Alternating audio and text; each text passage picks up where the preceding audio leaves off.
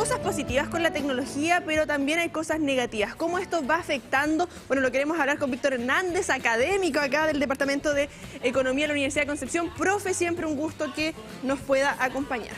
Hola, buenos días, encantado.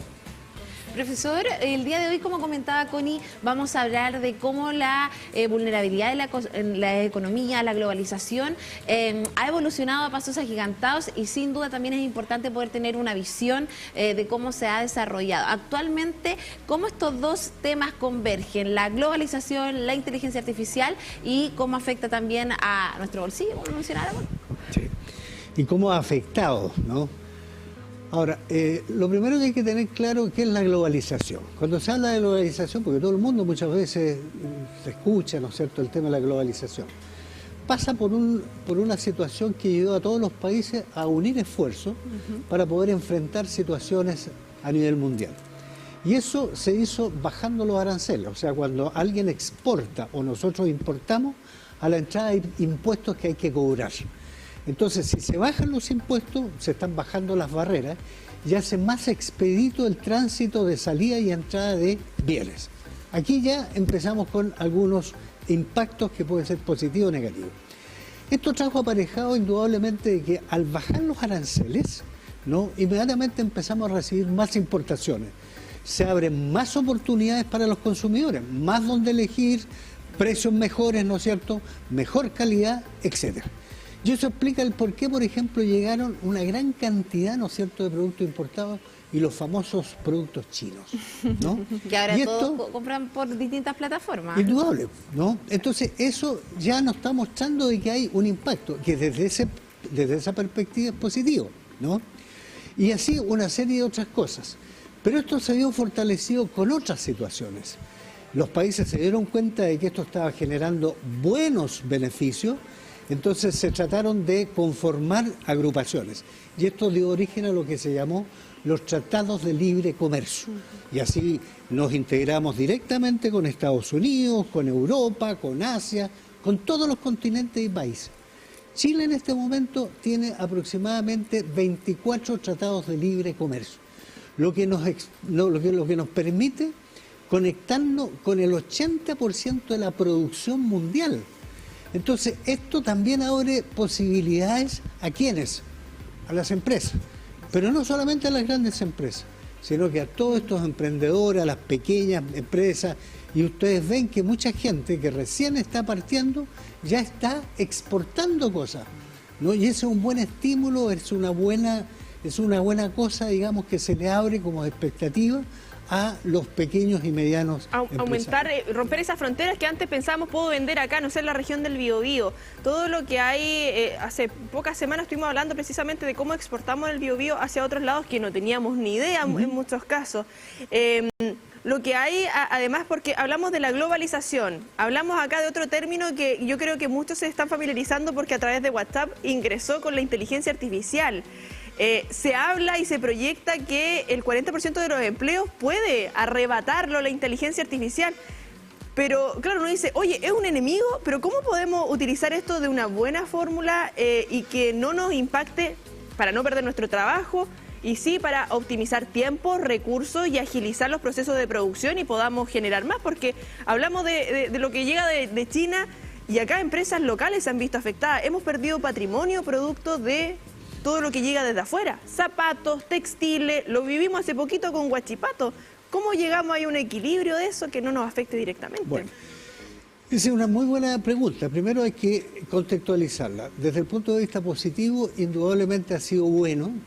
¿Por qué? Porque el uso ya de la tecnología, de la cibernética, ¿no es cierto?, y todo lo que conlleva el proceso de digitalización, ha traído aparejado evidentemente grandes logros en una serie de áreas.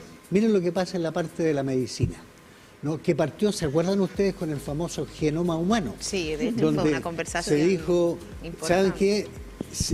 La ciencia ha llegado a conformar el verdadero mapa humano a través del cual vamos a poder estudiar todo el funcionamiento de nuestros órganos, etcétera, lo que nos permitió también enfrentar a unas grandes y problemáticas enfermedades que han afectado a la humanidad. Y eso explica el por qué, por ejemplo, un caso bien específico. la pandemia. No teníamos vacunas para enfrentar la pandemia. Es inédito. Nunca antes se había logrado, ¿no es cierto?, elaborar una vacuna antes de un año. Sí. Moría mucha gente. Y eso, de alguna manera, responde justamente a este tipo de beneficios. Las mismas, y siguiendo en el plano de la medicina, hoy en día te pueden operar, ¿no es cierto?, a distancia, sin que presencialmente esté un médico. ¿No? Hace pocos días atrás, operaron a un familiar mío del pulmón y le preguntaba que cómo estuvo la... No, me dijo, me operó un robot en Santiago y ahí ya se están haciendo operaciones robóticas, ¿no? Exacto. Entonces, en todo orden de cosas, si tú extrapolas eso a la parte bancaria, a la parte financiera, a todo lo que son las conexiones internacionales, etcétera. Hoy los bots. O sea, ahora que pasó con Enel, toda la problemática que respondían los bots, la inteligencia artificial y no respondían personas. Exactamente. Entonces, ¿qué es lo que lleva? Es cierto lo que tú planteabas. Así como avanzamos, van quedando en el camino también cosas, personas, ¿no? Y trabajos que se van perdiendo. Pero eso también va a dar origen a nuevas oportunidades que se están planteando. O sea, muchas veces la gente queda desempleada y la necesidad te lleva a buscar, ¿no es cierto?, nuevas oportunidades. Ahora, no todo el mundo las encuentra, por supuesto, porque estamos en un proceso de ajuste, de transición, ¿no? Profesor, y cuando hablamos hay una frase que se ha vuelto bastante revolucionaria dentro del ámbito también del ecosistema de emprendimiento e innovación social, que tiene relación con pensar local pero con un impacto global, ¿cierto? Pero usted, como parte del Departamento de Economía de la Universidad de Concepción también, ¿cómo se adaptan la educación, ¿cierto?, las mallas curriculares en relación al avance tecnológico y sobre todo, como mencionaba Connie, de que las máquinas en realidad ya están siendo parte de nuestro diario vivir? ¿Cómo vamos a formar a los futuros profesionales también, considerando que tienen que estar a la vanguardia de todas estas temáticas? A ver, eso indudablemente ya está ocurriendo, ¿no? Y particularmente en nuestra universidad también se han dado pasos importantísimos. ¿Por qué? Porque la universidad, que es la institución encargada de todos los procesos formativos de los profesionales, no se puede quedar, ¿no es cierto?, atrasada, sino que también tiene que tomar iniciativas y al mismo tiempo ir adaptándola a todos los procesos formativos. Imagínense esto mismo que le decía en el caso de la medicina. O sea, ya no son formaciones que tradicionalmente respondían a ciertos paradigmas. Hoy en día eso te obliga a quienes están estudiando medicina a adecuarse al uso de las nuevas tecnologías. En el campo nuestro, ya que tocaste el tema de la formación nuestra de economistas, nosotros también hemos tenido que ir adaptando nuestros programas y planes de estudio precisamente a las nuevas condiciones que exige el mercado. Ejemplo, ¿qué pasó con la pandemia? La pandemia significó hacer cambios revolucionarios, desde el cambio del comportamiento en las relaciones familiares hasta la forma de hacer negocio. Imagínate, estábamos 24 horas encerrados, no podíamos salir, ¿no? Yo empecé a darme cuenta de que en mi casa se hacían cosas que no las había percibido. No las había percibido. Entonces, ¿qué es lo que ocurre? Obviamente cambió las relaciones. Empezamos a conocer un poquito, a interactuar más con los hijos, con los hermanos. Cambió. Y veamos lo que pasó con los negocios, con el comercio. ¿Qué pasó con los restaurantes? Porque tenían que seguir sobreviviendo. Tuvieron que adaptarse, ¿no es cierto? ¿Y qué empezó digamos, a aparecer? Delivery. El delivery. ¿Qué es lo que era el delivery? Era, además, una palabra inglesa, ¿no es cierto? Que nos gusta los sajones a nosotros. De hecho, en Chile éramos un poco desconfiados de comprar a través de internet. Claro. Como que a mí por lo menos me pasaba que ahora ya uno compra todo por internet, pero me pasaba antes de la pandemia que era como... ¿Y si llega malo, cómo lo cambio? Exactamente. Es como son cosas que nos preguntábamos. Y las condiciones que se te empiezan a dar, ¿no? Gradualmente y muchas veces sin darnos cuenta, nos están obligando a hacer eso.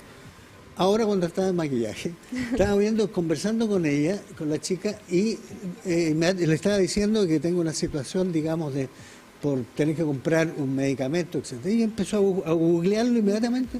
Y me lo acabo de encontrar, me voy a ir después a conversar con ella. ¿Qué te está indicando eso? O sea que hoy en día han cambiado todas las condiciones. La rapidez. Y la rapidez y además la eficiencia desde el punto de vista de encontrar cosas. Y en el caso de las empresas, han tenido que cambiar la razón de ser. O sea, en otras palabras, han tenido que cambiar los modelos de negocio. Hoy en día ya no es... Me voy al retail, todas estas grandes tiendas.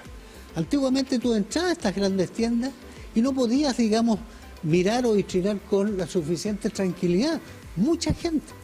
Hoy en día no se ve mucha gente. La No hay ni pregunta es ¿por qué? cajeros si tenemos hasta el autoservicio. Exactamente. ¿Por qué? Porque cambiaron las condiciones. La mayoría, como tú lo señalabas, está comprando a través de plataformas, vía online.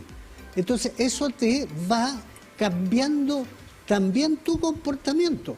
Tú vas a un supermercado. ¿Con qué te encuentras ahora? Con los carritos electrónicos, Autoservicio. Es más, claro, y es más, por ejemplo, tú ves que ahora te dicen, mire, puede pagar en caja, o si no, vaya acá, ¿no es cierto? Y tú vas a... Hay 10 de autoservicio y hay una persona supervisando, y antes hubiésemos tenido 10 personas trabajando. Pero además, en todos los supermercados ahora, ¿qué es lo que están haciendo?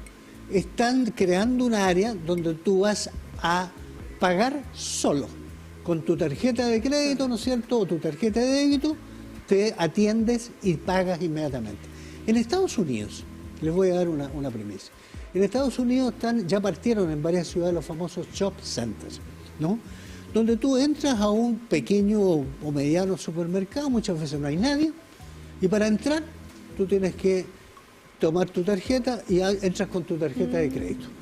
Empiezas a echar en el carro las cosas que tú vas a comprar. Y el mismo carro ¿no? reconoce. Igual que lo hace online.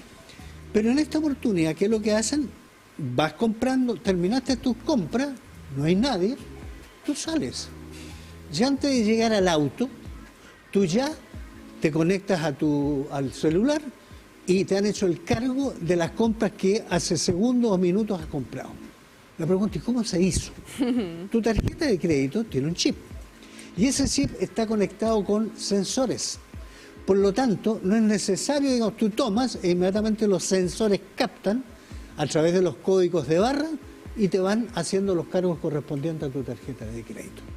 De hecho, ahí enfrentamos dilemas, porque estamos hablando como de los aspectos positivos, ¿cierto? Que a todos nos beneficia. Como usuario nos beneficia, claro, agilizamos tiempo. Pero también hay dilemas éticos, porque va a llegar un punto que quizás podamos perder la autonomía de nuestras decisiones frente a la inteligencia artificial y también cómo se adaptan. Ahora tuvimos una entrevista desde la Isla Santa María por Zoom con condiciones precarias en cuanto a la infraestructura. ¿Qué pasa con esas comunidades también que están alejadas de las grandes ciudades y que no tienen acceso muchas veces a servicios básicos como agua y electricidad? Y el internet súper inestable, porque claro, uno relaciona inmediatamente estas tecnologías al internet. Claro. A ver, vamos por partes.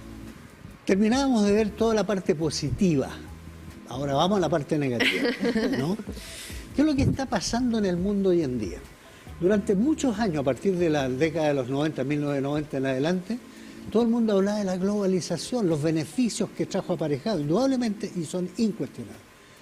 Pero ahora, ¿qué es lo que estamos viendo? Como hay una integración a nivel mundial entre los países, cualquier cosa que esté afectando sobre todo a países que son potencias, en forma inmediata, ipso facto, llegan al resto del mundo.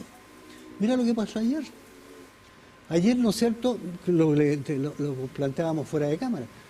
Ayer en Estados Unidos se dieron a conocer, el día lunes, se dieron a conocer los indicadores del desempleo en Estados Unidos. Y subió 10 centésimas, de 4,2 a 4,3%, la tasa de desempleo. Y simultáneamente habían otros indicadores que daban cuenta una baja, por ejemplo, en la producción industrial. Y hacía pocos días antes, uno de los grandes inversionistas norteamericanos, Warren Buffett, había vendido el 50% de las acciones de Apple. El monto significó 80.000 millones de dólares. Entonces, estas dos cosas, uno, que estén vendiendo acciones, personas avesadas en la materia, a mí me llama la atención saben, eso, ¿no? Que saben, inmediatamente encendieron las alarmas. Y por otro lado, que la producción esté cayendo y el desempleo haya aumentado. Inmediatamente, ¡fum!, aparecen, ¿no es cierto?, comentarios respecto a que probablemente Estados Unidos entre en una recesión. Antes de 5 minutos, ¿qué pasó en los mercados bursátiles en Estados Unidos? En Wall Street. Se van abajo, ¿no es cierto? El Dow Jones bajó 3-4%, el Nasdaq, que cobija todas las grandes empresas tecnológicas, Microsoft, Apple, Amazon, etcétera, se van abajo. Se proyecta inmediatamente en los mercados internacionales. Japón cae 12,4% el Nikkei, que es el indicador de accionarios. En Europa, Chile, inmediatamente hacían 21 años que no se veía una baja tan grande, bajó 3,4 en pocas horas. Profe, yo ayer le hago la pregunta, para quien no está viendo, quizás puede tener algún negocio, quizás dueña de casa, quizás profesora. Acciones. La persona común y corriente en su casa dice, pero que baje todo eso allá en Wall Street y uno ve las películas. No me influye. ¿Y a mí qué me va a influir?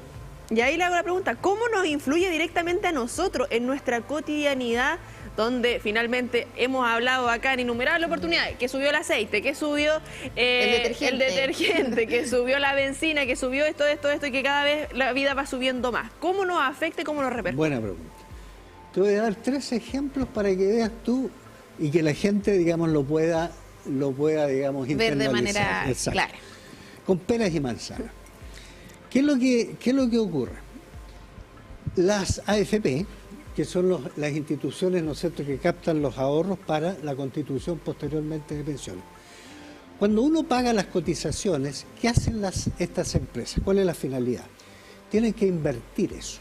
¿En qué invierten? En bonos, en papeles, acciones. ¿Dónde invierten? Aquí, pero mayoritariamente afuera. Cayó el precio de las acciones, como lo veía anteriormente. Si cae el precio de las acciones, ¿a quién va a afectar directamente? A las AFP, a las acciones. El precio de las acciones cae y por lo tanto su rentabilidad.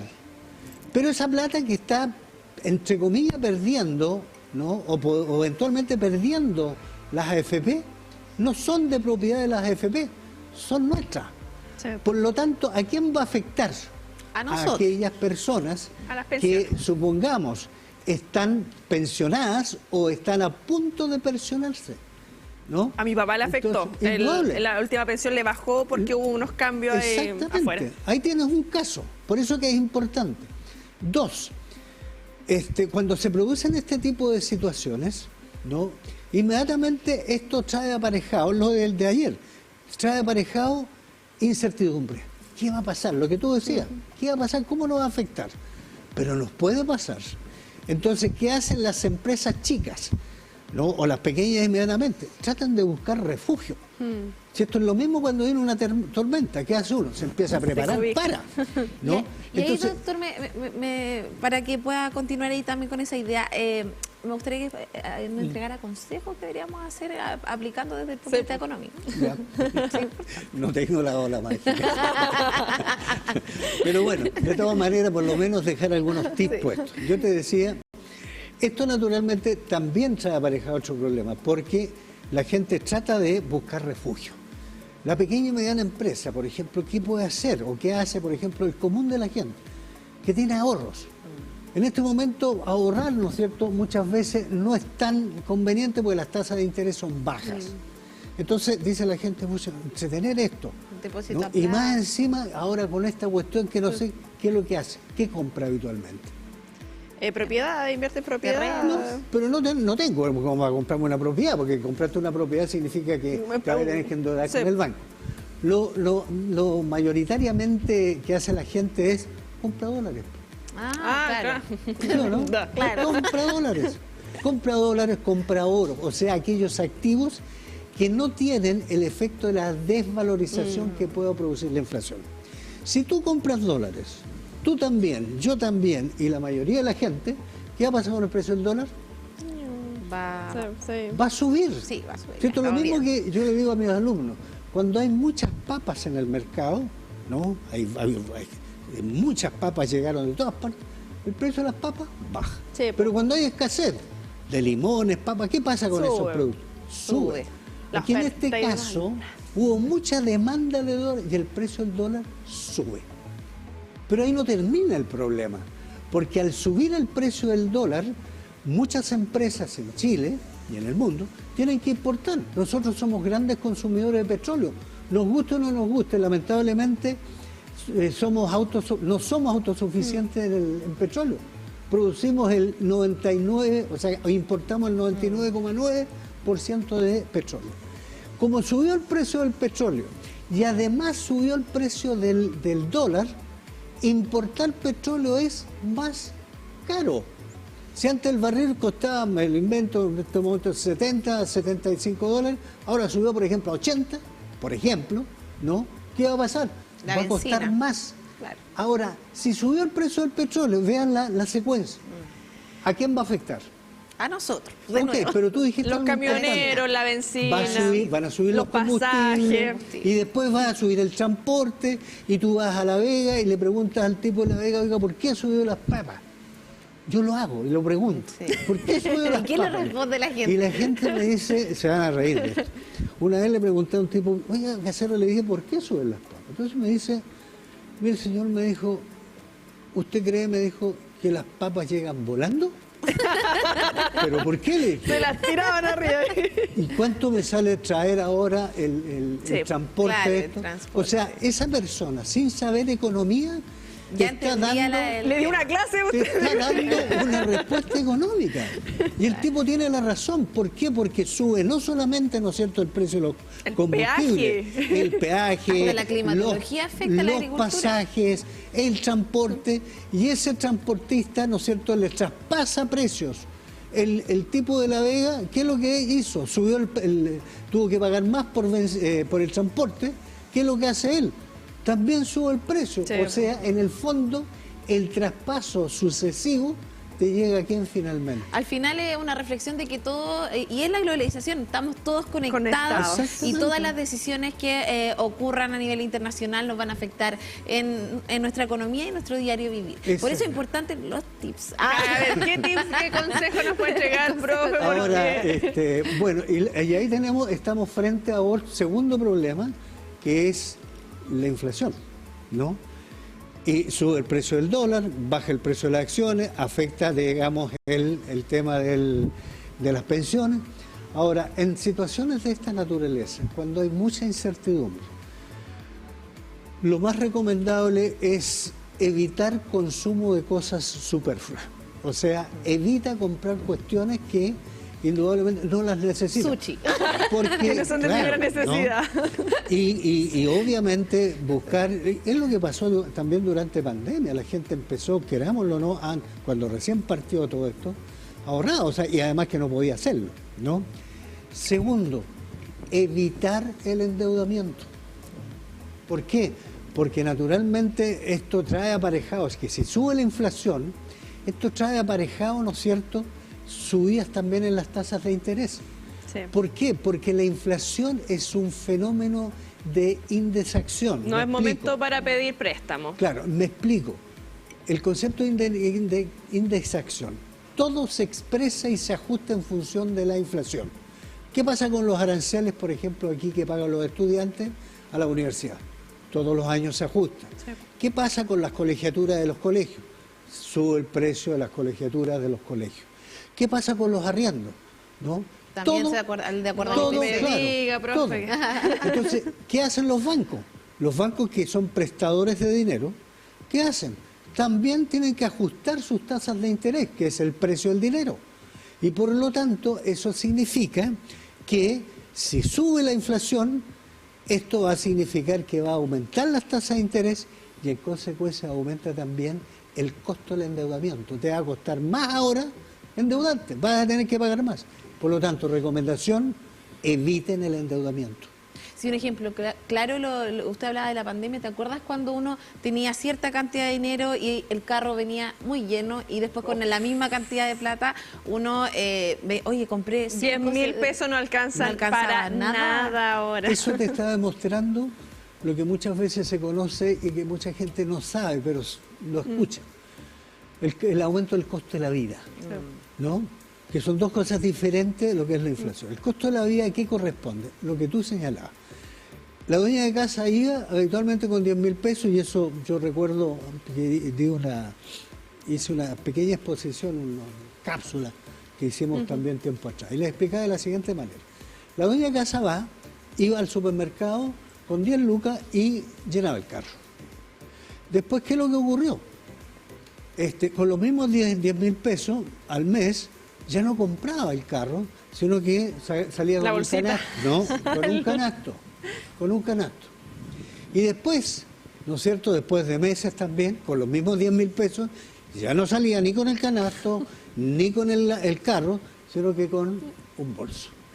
¿Qué te significa eso? Si yo compraba 3 productos, el producto 1, el 2 y 3, el 1 40 pesos, el 2 50 y el 3 60.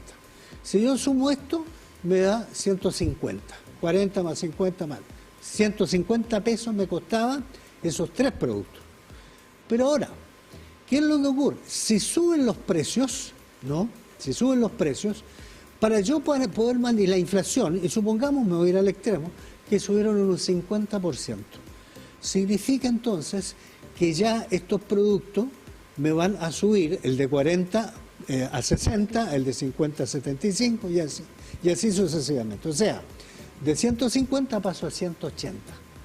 O sea, en otras palabras, comprar los mismos 3 productos, el 1, el 2 y el 3, que yo pagaba 150, ahora me va a costar 180. O sea, el costo de mantener mi canasta de alimentos me ha subido producto de la inflación. O sea, el costo para mí... Ahí dejamos tema para otra oportunidad, profe, porque, bueno, encuestas que han salido, por ejemplo, la última Ipsos comentaba que las personas están yendo más veces al supermercado y comprando menos.